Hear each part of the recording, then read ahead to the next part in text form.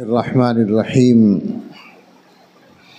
الحمد للہ نحمده ونستعینه ونستغفره ونؤمن به ونتوکل علیہ ونعوذ باللہ من شرور انفسنا ومن سیئات اعمالنا من يهده الله فلا مضل له ومن يضلله فلا هادي له ونشهد ان لا اله الا الله وحده لا شريك له ونشهد أن سيدنا ونبينا ومولانا محمدا عبده ورسوله صلى الله تعالى عليه وعلى آله وأصحابه وبارك وسلم تسليما كثيرا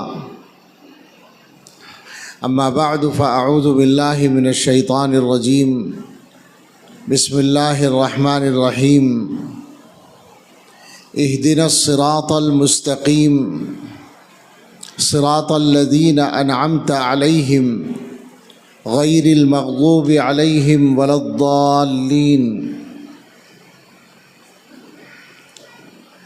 صدق الله العظيم قال رسول الله صلى الله عليه وسلم لا يؤمن أحدكم حتى يكون هواه تبعا لما جئت به أو كما قال عليه الصلاة والسلام اللهم صل على سيدنا محمد وآلہ واصحابہ وبارک وسلم۔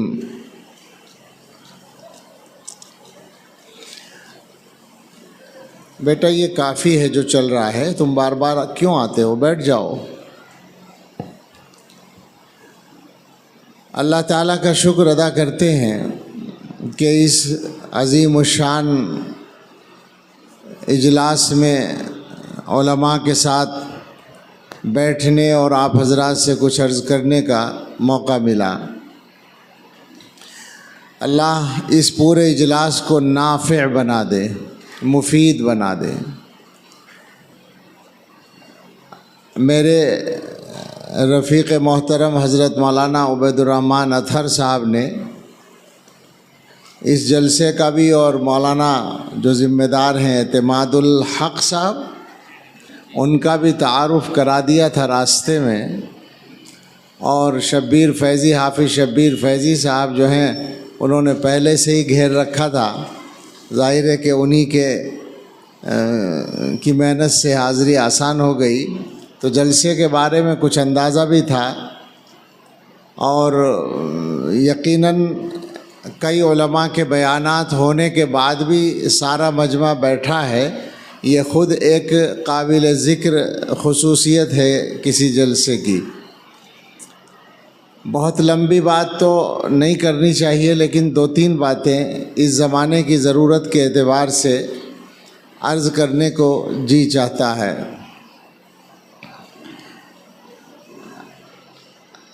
اگر ہم اس طرح بات کریں کہ مسلمان جو ہم سب ہیں الحمدللہ،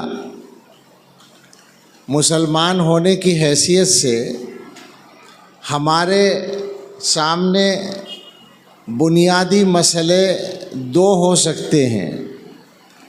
اصل مسئلہ آخرت کا یا آخرت میں جنت میں جانے کا، اور دوسرا مسئلہ دنیا میں اچھی زندگی گزارنے کا۔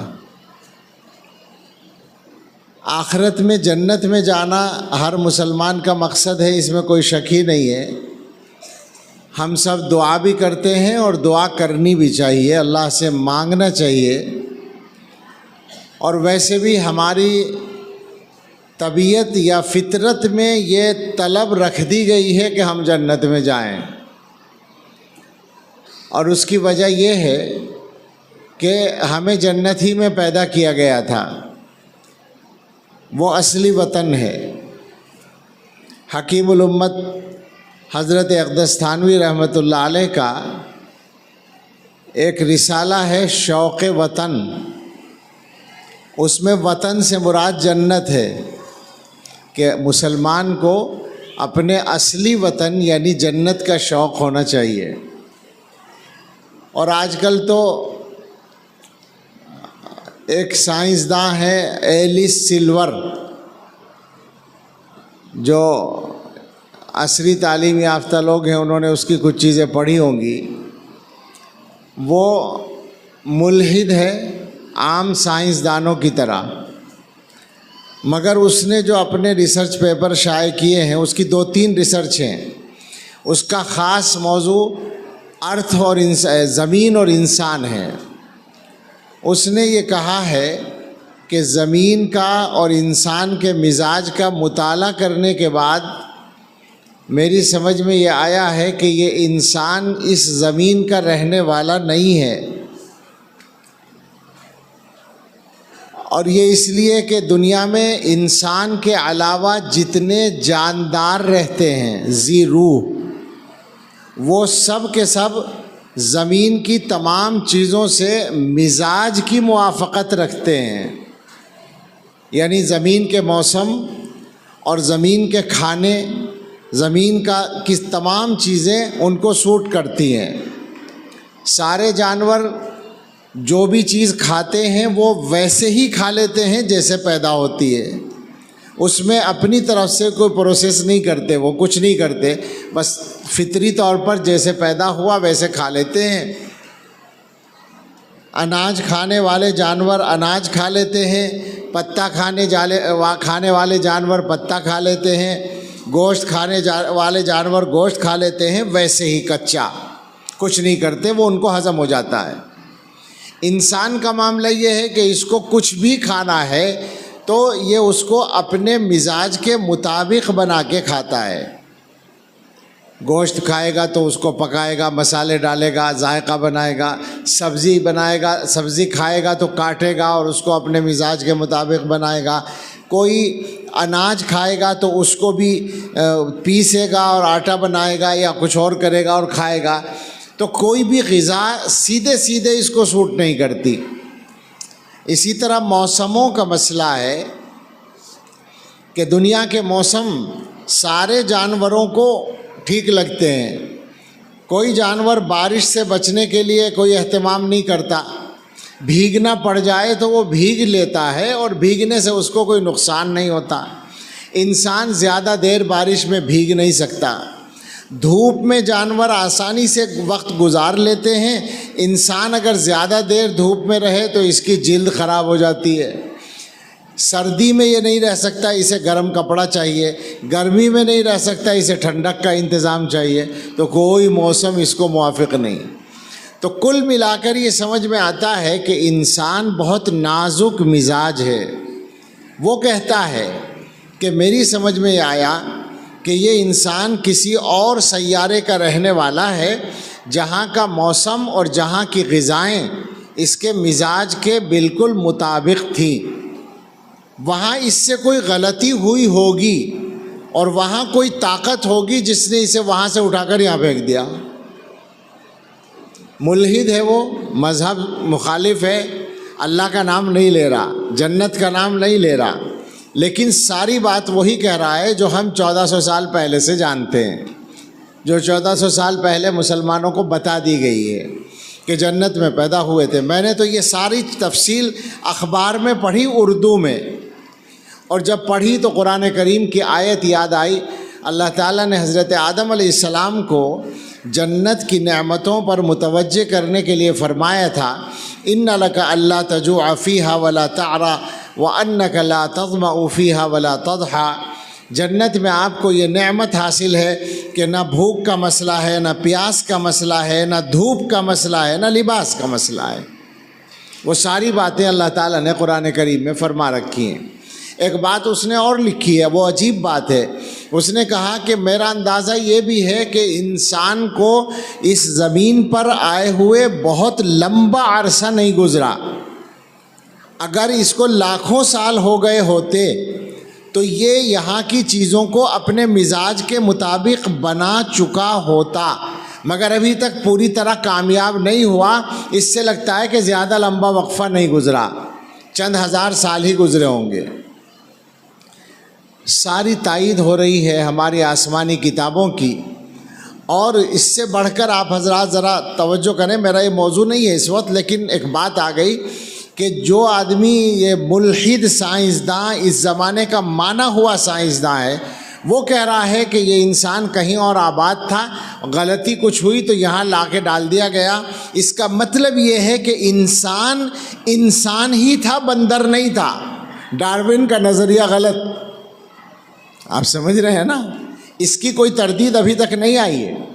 وہ نظریہ ماننے والوں کی طرف سے بھی کوئی تردید نہیں آئی جو کوئی کہتا کہ صاحب ایسا کیسے ہو سکتا ہے، انسان تو یہاں پہلے کسی شکل میں تھا، پھر کسی شکل میں آیا، پھر ترقی کر کے انسان بنا۔ کوئی نہیں کہہ رہا، خاموش ہے سب۔ مذہب کہتا ہے کہ انسان کو انسان ہی بنایا گیا تھا، اور جو انسان اول تھا وہ پیغمبر اول بھی تھا جس کو دنیا میں بھیجا گیا تھا۔ یہ ساری بات ہمارے موضوع سے تھوڑی سی دور ہے۔ ہم تو یہ کہنا چاہتے تھے کہ جنت ہمارا اصلی وطن ہے، جہاں جانا ہم سب کا شوق بھی ہے، ہماری ضرورت بھی ہے، ہمارا مقصد بھی ہے، ہماری منزل بھی ہے۔ اللہ ہمیں سب کو پہنچائے۔ ایک یہ تو ہوا آخرت کا جو اصل مسئلہ ہے۔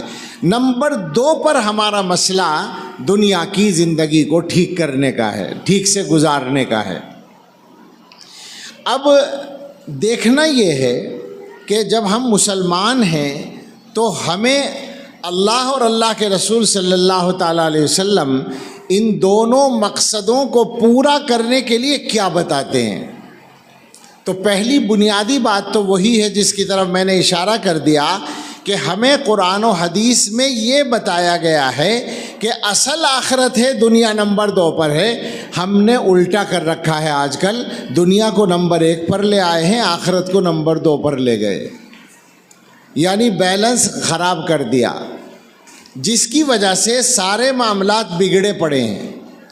دنیا کو نمبر 1 پر، آخرت کو نمبر 2 پر رکھنے کا مطلب یہ ہے کہ ہماری اکثریت کا عمل اور مزاج یہ بن گیا کہ آخرت کے نفع نقصان کو دیکھے بغیر وہ دنیا کا نفع حاصل کرنے کی کوشش کرتی ہے۔ ایک آدمی کو پیسہ کمانے کا موقع ہے اور وہ پیسہ کمانے کا راستہ شریعت کے اعتبار سے درست نہیں ہے، مگر وہ آسانی کے ساتھ اس میں ہاتھ ڈال دیتا ہے چونکہ دنیا کا فائدہ ہے، آخرت کے نقصان کی وہ فکر نہیں کرتا۔ یہ زندگی کے اکثر معاملات میں چل رہا ہے۔ تو پہلی گڑبڑ ہم سے یہ ہو رہی ہے کہ ہم نے بیلنس الٹا کر دیا ہے، معاملہ خراب کر دیا ہے، دنیا کو نمبر 1 پر لے آئے، آخرت کو نمبر 2 پر لے گئے۔ اور یہ بات ہم سب کو یاد رکھنی چاہیے کہ جب آپ کے پاس ایمان ہے، جب آپ مسلمان ہیں، تو آپ کے لیے قانون دنیا کی تمام دوسری قوموں سے الگ ہوگا، یعنی اللہ تعالیٰ کی طرف سے آپ کے لیے ترقی اور تنزل کا راستہ الگ ہوگا۔ وہ ترقی کا راستہ قرآن ہے، قرآن پر عمل ہے، اور تنزل کا راستہ اس سے منہ موڑنا ہے۔ بطور مثال، بالکل ہلکی سی ایک مثال تو بہت اہم ہے وہ، لیکن سمجھنے کے اعتبار سے کوئی مشکل نہیں ہے۔ قرآن میں اللہ تعالیٰ نے سود سے منع کیا ہے، سود حرام کیا ہے، اور یہ اعلان کیا ہے کہ اللہ تعالیٰ سود کو مٹاتے ہیں، گھٹاتے ہیں۔ دنیا کا تجربہ کیا ہے؟ مسلمانوں کو سود راس نہیں آتا، غیروں کو کچھ دن راس آ جاتا ہے۔ میں نے کہیں پڑھا ہے، اللہ جانے بہت دن ہو گئے، کہ غیروں کو 40 سال تک راس آ سکتا ہے، مسلمان کو 2-4 سال سے زیادہ کام نہیں چلتا۔ آپ ذرا سا غور کیجئے گا، میرا موضوع ادھر چلا گیا تو میں اس کو پورا کر دوں، اس بات کو کہ اس وقت ہندوستان میں، اس ملک میں جہاں ہم بیٹھے ہیں، کشمیر سے لے کر کیرلا تک، اور آسام اور تریپورہ سے لے کر گجرات اور راجستھان تک، مشرق مغرب شمال جنوب، یہ سب جگہ میں اپنی آنکھوں سے دیکھ کر آپ سے بول رہا ہوں۔ مجھے سال میں سینکڑوں جگہ جانا ہوتا ہے، اور ان اکثر صوبوں میں ہندوستان کے جا کر گزشتہ 5 سال 8 سال ہو گئے ہوں گے، تقریباً ہر سفر میں ہر جگہ جا کر پوچھا ہے، اس ملک کے مسلمان سودی قرضے میں بندھے پڑے ہیں، حیدرآباد میں تو مجھے سوال بھی نہیں کرنا چاہیے. سچی بات ہے کہ میں اب سوال نہیں کرتا, میں تو اب بتاتا ہوں اور لوگ میری بات کی تصدیق کرتے ہیں. حیدرآباد تو اتنا بڑا شہر ہے, میں اتنے بڑے شہر کی نہیں, میں چھوٹے چھوٹے گاؤں کی بات بھی آپ کو بتاتا ہوں کہ اگر مسلمانوں کی آبادی 2-4 ہزار کی بھی ہے تو سودی قرضہ وہاں بھی ہے. اور ہو کیا رہا ہے؟ ایک سودی قرضہ ہوتا ہے کاروبار بڑا کرنے کے لیے, یہ بڑے کاروباری لوگوں کی مصیبت ہے. تو میں صفائی سے آپ کو بتاتا ہوں کہ میری نظر میں ایسے کھرب پتی لوگ ہیں جن کی فیکٹریاں, جن کی کمپنیاں سودی قرضے کی وجہ سے بند ہوئی ہیں. میں اپنی آنکھوں سے اس سال میں کم سے کم 4-5 بڑی بڑی کمپنیاں بند ہوتی دیکھ کر آیا ہوں. ایک تو ابھی پچھلے ہفتے دیکھ کر آیا ہوں, نام نہیں لوں گا کہاں دیکھا ہے, مناسب نہیں بتانا. لیکن یہ صورتحال بالکل سچی ہے. اور دوسری مصیبت یہ ہے کہ پہلے تو بڑے کاموں کے لیے سودی قرضے لیے جاتے تھے, آج کے حالات میں گھروں کا خرچہ چلانے کے لیے سودی قرضہ لیا جا رہا ہے. پورے ملک میں اکثر علاقوں میں سوسائٹیاں بنی ہوئی ہیں, دفتر کھول رکھے ہیں قرضہ دینے کے نام پر. وہ عورتوں کو عام طور سے ممبر بناتے ہیں, اس علاقے میں بھی ہوں گے, مجھے یقین ہے, بغیر پوچھے کہہ رہا ہوں کہ ہوں گے. اور وہ 10,000 روپے ایک مہینے میں قرضہ دیں گے, 12,000 واپس لیں گے. اور اتنے بڑے مجمع کے سامنے کہتے ہوئے شرم آئے گی, لیکن آج کل ہمیں بہت ساری شرم اتارنی پڑ رہی ہے اپنی مصیبتوں کو دیکھ کر. شرم یوں آئے گی کہ مجھے ذاتی طور پر متعین خواتین کے میسج پہنچے ہوئے ہیں جنہوں نے یہ بتایا ہے کہ قرضہ ادا نہ ہونے کی صورت میں عزت کا مطالبہ ہم سے ہو رہا ہے. اور یہ ایک جگہ کا قصہ نہیں ہے. کہاں جائیں گے مسلمان؟ سادہ سی بات ہے, اللہ کے رسول صلی اللہ تعالیٰ علیہ وسلم نے یہ فرما رکھا ہے کہ سود لینے والے پر بھی اللہ کی لعنت, دینے والے پر بھی اللہ کی لعنت. جب اللہ کی لعنت ہوگی تو برکت کہاں سے آئے گی؟ حالات کیسے ٹھیک ہوں گے؟ بہت لمبی بات نہیں کرنی, لیکن مصیبتیں بہت ساری ہیں. نشہ, جتنے صوبوں کا میں نام لے رہا ہوں, نام تو میں نے لیا ہی نہیں, پورے ہندوستان کی پیمائش کر ڈالی ہے. ہندوستان کے کسی بھی صوبے کی کسی بھی آبادی میں چلے جائیں, مسلمانوں کا نشہ آج کل, مسلمانوں کی نشے کی لت غیروں سے آبادی کے اعتبار سے زیادہ ہے. اور پہلے نشہ جاہل لوگ کرتے تھے, آوارہ لوگ کرتے تھے. آج کالجوں میں پڑھنے والے, یونیورسٹیز میں پڑھنے والے لڑکے بھی اور لڑکیاں بھی. اور حالات ایسے ہیں کہ مجھے میسج آیا ایک لڑکی کا کسی صوبے سے کہ آپ لوگ بڑے بڑے جلسوں میں جا کے تقریریں کرتے ہیں, ہمارے یہاں آ کر یہاں بھی کچھ سدھار کی فکر کیجئے, نشہ عام ہو گیا ہے لڑکیوں میں. میری بہن, وہ لڑکی لکھ رہی ہے کہ میری بہن نشے کی عادی ہو گئی اور اس کی وجہ سے اس کے ایک لڑکے سے غلط تعلقات ہیں. بہن کے بارے میں بہن لکھ رہی ہے مجبور ہو کر. اور یہ بھی ایک جگہ کا قصہ نہیں ہے, آپ مجھ سے زیادہ جانتے ہیں. بہت برا حال ہے اور پھیلایا جا رہا ہے پلان کے ساتھ. اور اب تو نوبت یہاں تک پہنچی ہے کہ مکتب کے ایک ذمہ دار نے مجھے بتایا کہ ہمارے مکتب کا 6 سال کا بچہ نشہ لے بھی رہا تھا اور سپلائی بھی کر رہا تھا. اس کے بارے میں شک ہوا, اس کی تلاشی لی گئی تو اس کی جیب میں بہت ساری پوڑیاں تھیں اور وہ خود بھی کھاتا تھا اور بچوں کو دے رہا تھا. اتنے چھوٹے سے بچے کو بھی شیطان کے نمائندوں نے استعمال کر ڈالا ہے. یہ حالات ہیں ہمارے. اگر دنیاوی ضرورتوں کو پورا کرنے کے جو ذرائع ہیں ان کی طرف جائیں, کاروبار کی طرف جائیں, تو ہمارے حالات ادھر بھی بہت خراب ہیں. ایک تو وہ حالات ہیں جو دوسروں کے پیدا کیے ہوئے ہیں, میں ان کا انکار نہیں کر رہا ہوں. مجھے معلوم ہے کہ طاقت نے, اقتدار نے ہمارے اوپر روزگار کے راستے بند کرنے کے منصوبوں پر عمل کیا, ہمیں معلوم ہے. لہٰذا ملازمتوں کے راستے تقریباً بند ہیں, تجارت کے راستے میں بھی روڑے اٹکائے جاتے ہیں. اس کے باوجود میں آپ سے کہتا ہوں کہ ہمارے جو بچے جوان بے روزگاری کا شکار ہیں, کیا ان میں آدھے سے زیادہ بچے کاہلی اور سستی اور آوارگی کا شکار نہیں ہیں؟ کیا وہ محنت کر رہے ہیں؟ جو محنت ان کو کمانے کے لیے کرنی چاہیے کیا وہ کر رہے ہیں؟ کیا مسلمانوں کی یہ بیماری عام نہیں ہے کہ ان کے علاقوں میں رات کے 1 بجے تک 2 بجے تک یا 3 بجے تک بھی ہوٹل کھلے ہوتے ہیں اور چکن تلے جا رہے ہوتے ہیں اور لوگ کھا رہے ہوتے ہیں اور آوارہ گردی ہو رہی ہوتی ہے؟ کیا یہ حقیقت نہیں ہے؟ میں آپ کو یہ بات بھی، آپ کہیں گے ہر بات میں اپنا حوالہ دے رہا ہے، کیا کروں جب میں نے دیکھا ہے تو اس سے زیادہ مضبوط حوالہ میرے پاس نہیں ہے۔ یہ بھی ہندوستان کے تقریباً ہر علاقے میں نے دیکھا ہے کہ رات کے 2 بجے مسلمانوں کے علاقوں میں لوگ جاگتے ہوئے ملتے ہیں اور رات کے 11 بجے بھی غیروں کے علاقے میں کوئی جاگتا ہوا نہیں ملتا۔ اور اس سے زیادہ شرم اس وقت آتی ہے جب صبح صادق کے وقت میں اپنے علاقے میں سناٹا ملتا ہے اور دوسروں کے علاقے میں کئی سو آدمی سڑک پر واکنگ کرتے ہوئے ملتے ہیں۔ یہ مشاہدہ آپ کا بھی ہوگا، آپ نے دیکھا ہوگا، یہ ہو رہا ہے، ہم مسلمان ہیں اور یہ ہو رہا ہے۔ کاروبار کا جہاں تک معاملہ ہے، اسلام سے زیادہ کاروبار کے طریقے کسی نے نہیں سکھائے، کامیاب کاروبار کے طریقے۔ حضور علیہ الصلاۃ والسلام نے دین کا جز بنا کر رکھا ہے اپنے گھر والوں کے لیے انتظام کرنے کو۔ حدیث میں یہ بات صاف ہے کہ تم کسی پر بھی صدقہ کرو، اس بڑے سے بڑے صدقے کا جو ثواب ہے اس سے زیادہ ثواب اس خرچے کا ہے جو تم اپنے گھر والوں پر کرتے ہو۔ اپنے گھر والوں پر خرچ کرنے کا ثواب ہر صدقے سے بڑا ہوا ہے۔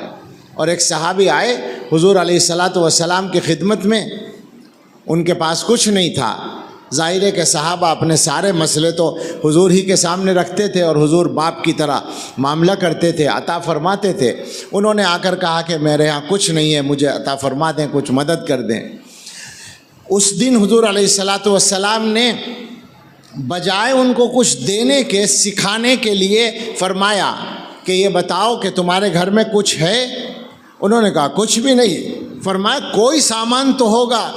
تو اس بندہ خدا نے بتایا کہ میرے گھر میں 2 چیزیں ہیں۔ نمبر 1 حلس نبسط بعضہ ونلبس بعضہ، ایک کمبل ہے بڑا سا، آدھا حصہ اس کا رات کو بچھا لیتے ہیں اور آدھا اوڑھ لیتے ہیں، یہ میاں بیوی دونوں اس طرح لیٹتے ہیں۔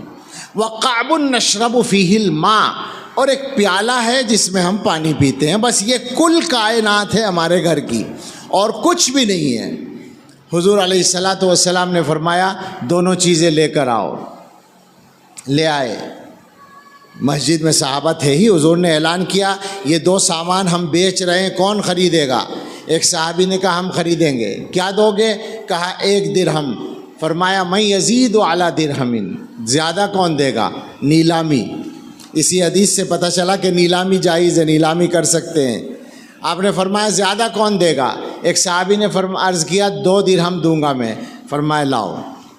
ان کو سامان دے دیا، 2 درہم ان سے لیے، ان صاحب کو دیے جن کا سامان تھا۔ ان سے فرمایا 1 درہم کا کھانے کا سامان خریدو اور اپنے گھر والوں کو لے جا کر دو، اور 1 درہم کی کلہاڑی خریدو، یہاں بھی کلہاڑی کہتے ہیں لکڑی کاٹنے والی، کلہاڑی خریدو اور میرے پاس لاؤ۔ وہ لے کر آ گئے، اپنے مبارک ہاتھ سے اس میں لکڑی لگائی اور فرمایا جنگل جاؤ، لکڑیاں کاٹو اور بازار میں لا کر بیچو۔ ولا ارینک 15 یوما، اور میں تمہیں 15 دن تک نہ دیکھوں، میرے پاس آنے کی ضرورت نہیں ہے، 15 دن تک محنت کرو، جاؤ۔ 15 دن کے بعد وہ آئے تو حدیث میں موجود ہے کہ ان کے گھر میں ضرورت کا سامان بھی تھا اور 10 درہم بچے ہوئے تھے۔ اللہ کے رسول صلی اللہ علیہ وسلم نے فرمایا یہ تمہارے لیے بہتر ہے اس سے کہ تم لوگوں کے سامنے ہاتھ پھیلاؤ اور یہ سوال قیامت کے دن تمہارے چہرے پر ذلت کا نشان بن کر ظاہر ہو۔ یہ حضور کی تعلیم ہے۔ اس سے زیادہ مضبوطی کے ساتھ روزگار کمانا کس نے سکھایا ہوگا؟ آپ سوچیں ذرا۔ اسی طرح سے جو رہنمائیاں ہیں بے شمار ہیں۔ ہمارے ہاں تو فقہ کی کتابیں آپ علماء سے پوچھیں، کتاب البیوع، خرید و فروخت کے جو مسائل ہیں، میں سمجھتا ہوں فقہ کی کتابوں کا سب سے مفصل باب اور سب سے مشکل باب وہی ہے۔ آپ مفتیان سے پوچھیں تو اندازہ ہوگا، ایک ایک مسئلہ بیان کر دیا گیا، رہنمائی کی گئی، مگر میں ایک رہنمائی بطور مثال سنانا چاہتا ہوں۔ آپ میں سے اکثر لوگوں نے وہ حدیث غالباً نہیں سنی ہوگی، علماء جانتے ہوں گے۔ لوگوں کے پاس زمین ہوتی ہے، جائیداد ہوتی ہے۔ آج کل کیا ہوتا ہے مسلمانوں کے ہاں، عام طور پر زمین بک جاتی ہے، چونکہ خرچے کے لیے ضرورت پڑ جاتی ہے، اور اس کے بعد زمین بیچ کر، یہ تو بہت بڑا شہر ہے، آپ ذرا گاؤں میں جا کر پوچھیں لوگوں سے کیا حال ہے لوگوں کا، جو کھیتی کی زمینیں ہیں وہ بک رہی ہیں، اور زمین بیچ کر کیا کرتے ہیں؟ عام طور سے یہ ہوتا ہے، باپ کا انتقال ہو گیا، زمین تھوڑی تھوڑی آ رہی ہے حصے میں، انہوں نے زمین بیچی، تقسیم کر لیا پیسہ، اپنی شادیوں میں آگ لگا دی، شادیاں کر کے پیسے میں آگ لگا دی، یہ کہنا چاہتا ہوں، یہی ہوتا ہے اکثر۔ اور اگر کسی نے بڑا ہی کارنامہ انجام دیا تو یہ کرتا ہے کہ شادی کے بعد 10 لاکھ روپے بچ گئے، اب وہ دوستوں سے مشورہ کرتا ہے، میں مذاق نہیں اڑا رہا، میں دل کی تکلیف سے بول رہا ہوں، چونکہ میں تجربے کر رہا ہوں، دیکھ رہا ہوں جا کر، 10 لاکھ روپے بچ گئے، وہ دوستوں سے مشورہ کرتا ہے، بھائی کیا کروں؟ ایک دوست نے کہا ایسا کرو تم کپڑے کی دکان کھول لو۔ اب مسلمانوں کی ایک خصوصیت اور سن لیں، معاف کیجئے گا، کوئی کہے گا کہ یہ مسلمانوں ہی کو گالیاں دینے بیٹھا ہے، کوئی بھی کام کریں گے تو سیکھ کر نہیں کریں گے، یہ عام مزاج ہے ہمارا حال تو یہ ہے، اللہ مجھے معاف کرے اور ہم سب کو صحیح توفیق دے، ڈرائیونگ تک سیکھ کر نہیں کرتے، گھر والوں سے سیکھ لیتے ہیں گاڑی چلانا، باقاعدہ سیکھنے والے ڈرائیور مجھے مسلمانوں میں بہت گنے چنے ملتے ہیں، میں اس تجربے کی روشنی میں کہہ رہا ہوں۔ اب وہ اس نے کہا کہ کپڑے کی دکان کر لو، 10 لاکھ روپے کپڑے کی دکان میں لگا دیے، نہ کپڑا خریدنا آتا ہے، نہ بیچنا آتا ہے، نہ کاٹنا آتا ہے، نہ کپڑے کی پہچان ہے، 2 سال میں وہ 10 لاکھ روپے ختم ہو گئے، دکان بند ہو گئی، یہ ہوتا ہے۔ اب سنیں اللہ کے رسول صلی اللہ علیہ وسلم کا ارشاد، تو آپ کو اندازہ ہوگا کہ کس طرح رہنمائی، جیسے کوئی بچے کا ہاتھ پکڑ کے چلائے، مسلمانوں کے پاس ایسی رہنمائی۔ حدیث موجود ہے مشکاۃ شریف میں، اللہ کے رسول صلی اللہ علیہ وسلم نے فرمایا، من باع ارضا او عقارا قمن اللہ یبارک له فیہ ان لم یجعلہ فی مثلہ، کہیں ہے الا ان یجعلہ فی مثلہ، جو آدمی کوئی زمین یا جائیداد بیچے وہ اس کا حقدار ہے، اس کا مستحق ہے کہ اسے برکت نہ دی جائے، ذرا یاد رکھیے گا، حضور کہہ رہے ہیں وہ اس کا حقدار ہے کہ اسے برکت نہ دی جائے، سوائے اس کے کہ وہ اس رقم کو زمین یا جائیداد ہی میں خرچ کر دے۔ زمین بیچی زمین خریدو، جائیداد بیچی جائیداد خریدو تو برکت ہے، ورنہ برکت کا کوئی راستہ نہیں ہے۔ آپ سوچیں مسلمان کہاں کھڑا ہے۔ تو کہنے کا مطلب یہ ہے کہ دنیا کے معاملات کو ٹھیک کرنے کے بارے میں بھی ہمارا کوئی ایسا لگتا ہے جیسے ارادہ ہی نہ ہو۔ ہم لوگ جاتے ہیں، علماء سے پوچھیں آپ، ہر جگہ ایسے نوجوان بیچارے ملتے ہیں جو دعا کے لیے کہتے ہیں، اور دعا یا تو بیماری کی ہوتی ہے، بیماری والدین کی صحت کے لیے، یہ مجھے اچھا لگتا ہے کہ بہت سارے جوان ماں باپ کی صحت کی دعا کے لیے کہتے ہیں، بلکہ کبھی کبھی تو لطیفہ ہو جاتا ہے کہ وہ کہتے ہیں والدہ کے لیے دعا کیجیے گا۔ اب یہ پتہ نہیں مغفرت کی دعا کرنی ہے صحت کی دعا کرنی، میں کبھی کبھی پوچھ لیتا ہوں کہ بھئی کاہے کی دعا کرنی، یہ بتاؤ نا کہ بیمار ہیں، ہم سمجھیں کہ شاید انتقال ہو گیا، ان کے لیے دعا کرنی ہے۔ تو ذرا پانی دینا، جزاک اللہ۔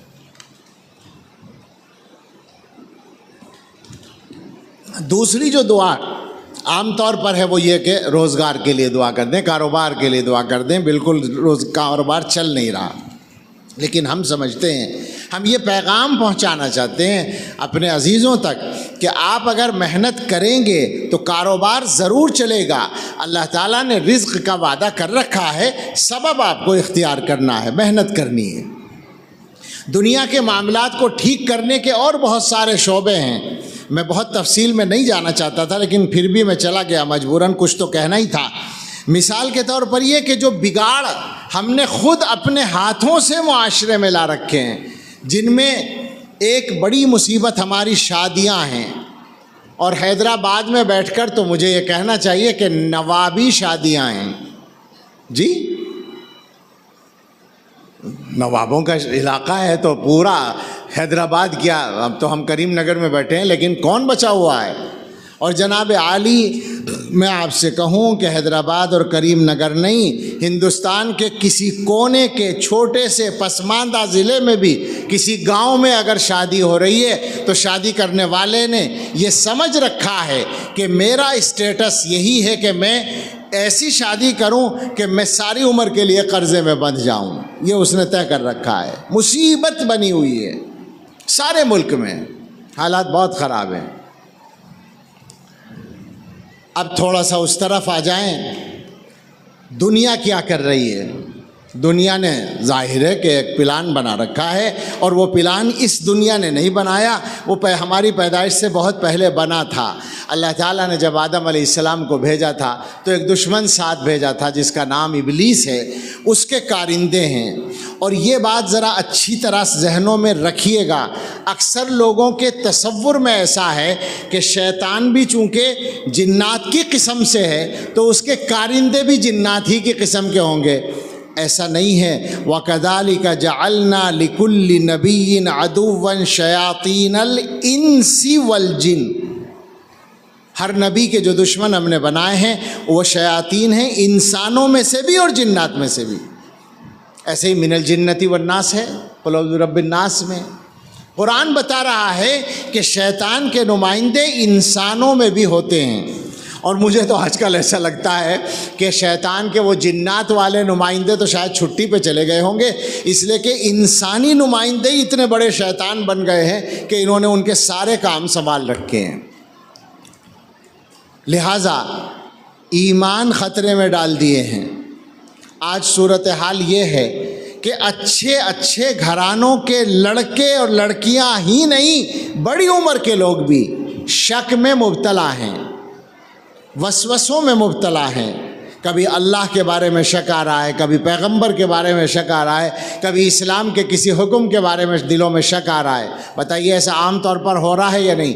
شکوک و شبہات پیدا ہو رہے ہیں ذہنوں میں، اور ایمان والے پریشان ہیں، وہ بیچارے دل سے ایمان رکھتے ہیں۔ میں آپ سے بتاؤں، اگر روزانہ تقریباً ایسے لوگوں کے میسج یا فون یا ویسے رابطہ ہوتا ہے جو یہی کہتے ہیں کہ وسوسوں نے پریشان کر رکھا ہے، کیا کریں آخر؟ یہ وسوسے ویسے ہی نہیں پیدا ہو رہے، وہ شیاطین الانس والجن اس پر کام کر رہے ہیں۔ سوشل میڈیا کے ذریعے اگر آپ اس گندگی کا مشاہدہ کریں جا کر جو پھیلائی جا رہی ہے پلان کے ساتھ، یہ بات ہمیشہ سمجھ کے رکھیے گا کہ برائیاں خود سے نہیں پھیلتی، پھیلائی جاتی ہیں۔ آج کی جو برائیاں ہیں وہ ایک مستقل موضوع ہے، اس پہ نہیں جانے کا موقع ہے، لیکن جو فحاشی پھیلائی جا رہی ہے، جو گندگی پھیلائی جا رہی ہے، جو بدکاریوں کے منظر دکھائے جا رہے ہیں، حقیقی دنیا میں بھی ویسا نہیں ہوتا، لیکن انسانوں کو خراب کرنے کے لیے ایسی چیزیں بنا کر اپلوڈ کی جاتی ہیں۔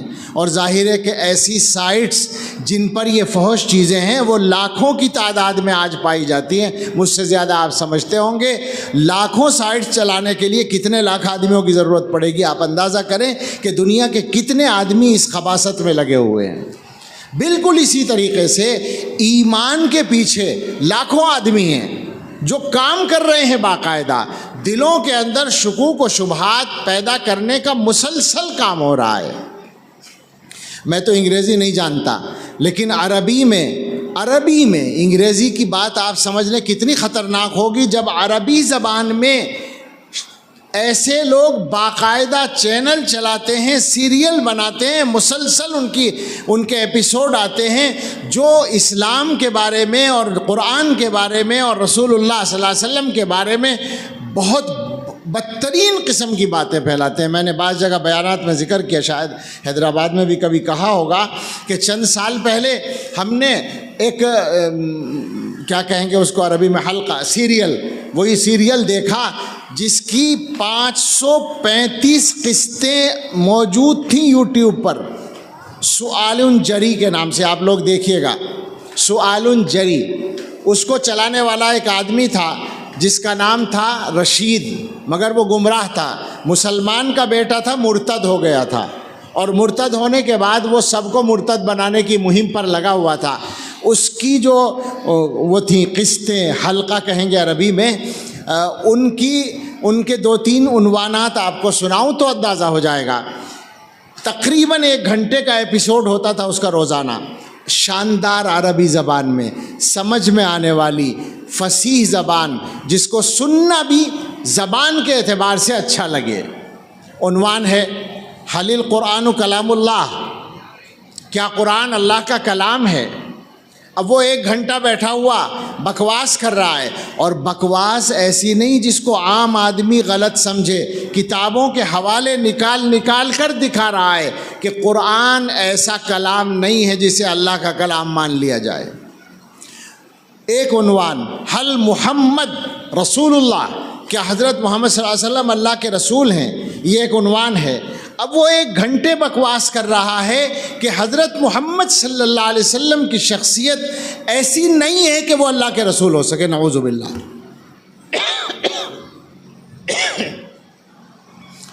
ایک عنوان ہے حل محمد ابن عبداللہ، کیا حضرت محمد صلی اللہ علیہ وسلم عبداللہ صاحب کے بیٹے ہیں؟ وہ یہ دعویٰ کرتا ہے کہ آپ کا نسب صحیح نہیں ہے، نعوذ باللہ۔ آپ اندازہ کریں کہ کیسی غلاظتیں ہیں، لیکن سن کے میں تو کانپ گیا، اس لیے کہ جس انداز سے وہ بیان کرتا تھا اس سے گمراہ ہوئے بغیر رہنا مشکل ہے ایک خالص ذہن آدمی کا۔ میرے بزرگوں، یہ ایک پوری دنیا ہے جس نے آج ہمیں تباہ کر رکھا ہے۔ آپ جائیں، صرف یونیورسٹیز میں ہی نہ جائیں، آپ لوگوں کے گھروں میں جائیں۔ میں آپ سے سچ کہتا ہوں، مدرسوں میں پڑھنے والوں میں اب تو حالات یہاں تک آ گئے ہیں کہ صرف یونیورسٹی اور کالج میں پڑھنے والے نہیں، مدرسوں میں پڑھنے والے علماء کی اولادیں، دیندار لوگوں کی اولادیں، تبلیغی جماعت کے کام کرنے والوں کی اولادیں سب مبتلا ہو رہے ہیں، ایمان خطرے میں پڑے ہوئے ہیں، مسلسل دنیا اس پر کام کر رہی ہے۔ اور ہمارا کیا حال ہے؟ ہمارا حال ان معاملات میں یہ ہے کہ ایمان کے مسئلے میں تو شاید کوئی فکر ہی عام آدمی میں نہیں ہے۔ جو ہوتا رہے اسے تو اپنی روزی روٹی سے مطلب ہے، اور ڈھنگ سے وہ اس کا کام بھی نہیں کرتا۔ اس کے ذہن میں ان چیزوں کی اہمیت کیسے آئے گی؟ وہ کیسے صحیح راستے پر آئے گا؟ اس کا ایک ہی راستہ تھا، اس کا راستہ یہ تھا کہ اس کا تعلق اپنے علماء سے صحیح ہوتا، اپنے مدارس سے صحیح ہوتا، لیکن وہ بیچارہ کیا کرے کہ اس کے لیے بھی باقاعدہ مسلسل محنتیں ہیں کہ علماء سے مسلمانوں کو کاٹا جائے، مدرسوں سے کاٹا جائے۔ اچھا، جب ہم علماء کی اور مدرسوں کی بات کرتے ہیں تو عام لوگوں کو، بہت سے لوگوں کے ذہن میں آتا ہے کہ آ گئے مولوی اپنے مطلب کی بات پہ۔ لوگ سوچتے ہیں کہ بھائی یہ تو ان کی روزی روٹی کا مسئلہ ہے، مدرسے والوں کی، مدرسوں سے ان کا روزگار چلتا ہے، اس لیے یہ ہم پلانے کی کوشش کرتے ہیں کہ صاحب مدرسوں سے تعلق رکھو، علماء سے تعلق رکھو۔ تو میں آپ کو بالکل صفائی سے 1-2 باتیں سناتا ہوں۔ حکیم امت ہی کی بات ہے، اب سے 125 سال پہلے تقریباً میرٹھ میں ایک جلسہ تھا معتمر الانصار کا، اور اس میں حضرت اقدس تھانوی رحمۃ اللہ علیہ نے تقریر فرمائی تھی۔ شاید اس زمانے میں بھی کچھ مدرسوں کے بارے میں بات چل رہی تھی، تو حضرت نے فرمایا کہ آپ لوگ مدرسوں کو چھوڑ دیں، چندہ دینا بند کر دیں، مدرسے بند ہو جائیں گے، اور یہ مدرسوں میں پڑھانے والے جو لوگ ہیں، ظاہر ہے ان کی تنخواہ بند ہو جائے گی، تو ان میں سے کوئی آٹے کی دکان کھول لے گا، کوئی چاول کی دکان کھول لے گا، کوئی کسی اور چیز کی دکان کھول لے گا، ان کی روزی کا مسئلہ تو حل ہو جائے گا۔ مگر آپ کے بچے، یہ حکیم الامت کے الفاظ ہیں، آپ کے بچے 50 سال میں یہودی ہوں گے، عیسائی ہوں گے اور ہندو ہوں گے۔ یہ بات اتنا ہی بڑا آدمی کہہ سکتا تھا، ہم نقل کر سکتے ہیں، مگر ایک تھوڑی سی ترمیم کر سکتے ہیں۔ 50 سال کو بدلنا چاہتے ہیں، ہم آج کے زمانے میں کہتے ہیں کہ کر دو یہ کام، 5 سال بھی نہیں لگیں گے اولادوں کے مرتد ہونے میں۔ یہ کوئی ہم مزے کے لیے نہیں کہہ رہے، بلکہ یہ وہ سچائی ہے جو انتہائی تلخ سچائی ہے مگر حقیقت ہے۔ آپ پر احسان نہیں جتاتے، یہ بات بھی یاد رکھیں، غلط فہمی دور کر لیں۔ علماء کا مقصد یہ نہیں ہے کہ آپ پر احسان جتائیں، احسان تو سب پر اللہ کا ہے، ہم پر بھی اللہ کا احسان ہے، آپ پر بھی اللہ کا احسان ہے۔ اللہ تعالیٰ جس بندے کو اپنے دین کے لیے استعمال فرما لیں وہ اس کی سعادت ہے۔ مجھے یاد آئی حدیث، اور یہ بچے بھی سن لیں جو فارغ ہو رہے ہیں۔ حدیث میں ہے اللہ کے رسول صلی اللہ تعالیٰ علیہ وسلم نے فرمایا لا یزال اللہ یغرس فی ھذا الدین غرسا یستعملہم فی طاعتہ، اللہ تعالیٰ اس دین میں پود لگاتے رہیں گے۔ پود تو سمجھتے ہیں نا، بیج ڈالا جاتا ہے تو چھوٹے چھوٹے پودے نکل آتے ہیں، پھر وہاں سے اٹھا کر ان کو دوسری جگہ لگایا جاتا ہے۔ تو اللہ تعالیٰ اپنے دین کے لیے پود لگاتے رہیں گے، یعنی قیامت تک، جن کو اپنی طاعت میں استعمال کریں گے۔ یہ بالکل الفاظ ہیں حدیث کے۔ علماء نے کہا کہ اس پود کا مصداق، کسی نے کہا مجاہدین ہیں، کسی نے کہا محدثین ہیں، کسی نے کہا فقہاء ہیں، کسی نے کہا مفسرین ہیں، کسی نے کہا طلباء ہیں۔ علامہ نووی نے کہا کہ سبھی مصداق ہیں، کیا مشکل ہے؟ دین کا کام کرنے والے سارے لوگ اس کا مصداق ہیں۔ تو طلباء کے لیے یہ فضیلت اور خوشخبری ہے، علماء کے لیے خوشخبری ہے، ائمہ مساجد کے لیے خوشخبری ہے، دین کا کام کرنے والے سارے طبقوں کے لیے خوشخبری ہے کہ وہ اللہ تعالیٰ کی لگائی ہوئی پود ہیں جن کو اللہ اپنی طاعت میں استعمال کرتے ہیں۔ میں یہ کہہ رہا تھا کہ جس بندے کو اللہ تعالیٰ اپنے دین کے لیے استعمال کر لیں تو اس کی سعادت ہے، آپ پر کوئی احسان نہیں ہے۔ مگر ہمیں ایک بات بتائیں، ذرا میں اسی بات کو اردو میں کہہ رہا ہوں، کھول کر کہہ رہا ہوں کہ یہ مدرسوں میں پڑھنے اور پڑھانے والے جتنی تنخواہ پاتے ہیں، یا مسجدوں کے امام جتنی تنخواہ پاتے ہیں، یہ تو کوئی راز نہیں ہے، سبھی کو پتہ ہے۔ اور میں یہ بھی کہا کرتا ہوں، چھوٹا منہ بڑی بات کہہ سکتے ہیں آپ، لیکن کیا کروں، جب بہت سی باتیں نہ کہی جائیں تو کہنی پڑتی ہیں۔ میں یہ کہا کرتا ہوں کہ 10-15 ہزار روپے کو تنخواہ کہنا مکروہ ہے، اور مکروہ تحریمی۔ 30,000 سے کم کو تنخواہ دینا، تنخواہ کہنا بالکل مناسب نہیں لگتا ہے۔ یعنی 1,000 روپے روزانہ تو آدمی کو ملے، اس سے خرچہ چل سکتا ہے تھوڑا بہت مناسب انداز میں۔ تو جتنی تنخواہ مدرسوں اور مسجدوں میں ملتی ہے، اگر یہ لوگ یہ کام چھوڑ کر تجارت کریں یا کوئی اور کاروبار میں لگیں تو بتائیے اس سے زیادہ آمدنی ہو جائے گی یا نہیں؟ پکی بات ہے، اس سے زیادہ تو ہو ہی جائے گی۔ اس سے زیادہ تو مزدور کو مل جاتی ہے نا آج کل۔ ہمارے یہاں مستری کے ساتھ، یعنی وہ جو تعمیر والا ہے اس کے ساتھ میں جو مزدور لگتا ہے، میرے خیال سے ابھی تک 500 چل رہے ہیں کافی عرصے سے، بعض جگہ 600 ہو گئے ہیں، تو 500 کا مطلب ہوا 15,000۔ اور مدرسوں میں تنخواہ ابھی بھی بہت سارے مدرسوں میں 10 اور 12,000 ہے، اور بعض جگہ اس سے کم بھی ہے۔ موضوع یہ نہیں ہے کہ تنخواہ بڑھوانے کی بات ہو رہی، وہ الگ مسئلہ ہے، لیکن بتانا ہے حقیقت کو، احساس دلانا ہے حقیقت کا کہ مسئلہ ہمارے روزگار کا نہیں ہے، مسئلہ مسلمانوں کے دین و ایمان کی حفاظت کا ہے۔ آج کے حالات میں جو کچھ ہو رہا ہے دنیا میں وہ کسی سے ڈھکا چھپا نہیں ہے، نہ ان کی باتیں راز ہیں نہ ہماری باتیں راز ہیں، نہ ان کے کام راز ہیں نہ ہمارے کام راز۔ آپ سمجھ سکتے ہیں کہ دنیا کی طاقتیں، امریکہ سے لے کر ہندوستان تک جو بھی طاقتیں کام کر رہی ہیں وہ کس کو نشانہ بنا رہی ہیں؟ ہم سے سنیں آپ، ہم دیوبند میں بیٹھے ہیں تو مدرسوں پہ آنے والی جو آفت ہے اس کا سامنا سب سے پہلے ہمیں ہوتا ہے۔ ہمیں معلوم ہوتا ہے ہمارے یہاں صورتحال یہ ہے، پروپیگنڈا، چونکہ اس دنیا میں سب سے بڑا ہتھیار آج کل پروپیگنڈا ہے، اور اس کی ایک مثال یہ غزہ کا قصہ ہے۔ غزہ میں جو ظلم ہو رہا ہے، جو دنیا کا اب بے مثال ظلم بن گیا ہے، اب اسرائیل جیسے ظالم نے اپنے ہی ریکارڈ توڑ دیے ہیں، یہ صورتحال ہے۔ مگر